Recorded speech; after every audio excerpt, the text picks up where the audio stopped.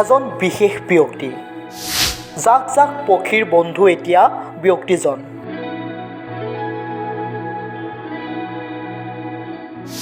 প্ৰতিদিনে দোকানৰ সন্মুখত বাট চাই পক্ষীৰ জাকটোৱে।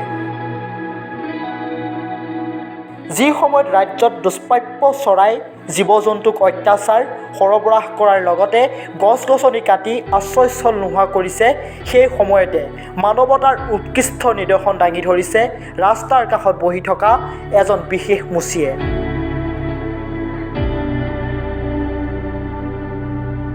সচৰাচৰ মানুহৰ জোতা চেণ্ডেল চিলাই কোনোমতে পোহপাল দি আহিছে পৰিয়ালক।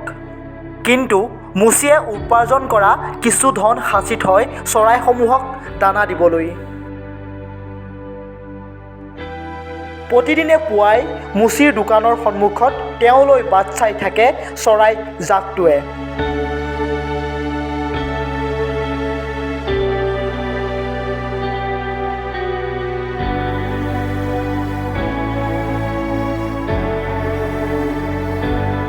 ব্যক্তিজনে প্ৰতিদিনে দোকানত অহাৰ সময়ত চৰাইজাকক খুৱাবলৈ লৈ আহে দানাৰ টোপোলা আৰু দানাৰ টোপোলাটো আনি পাতি দিয়ে চৰাইজাকৰ আগত। মুচিজনৰ ভিডিঅ' এতিয়া ভাইৰেল হৈ পৰিছে ছ'চিয়েল মিডিয়াত। News desk report, 5 pillar.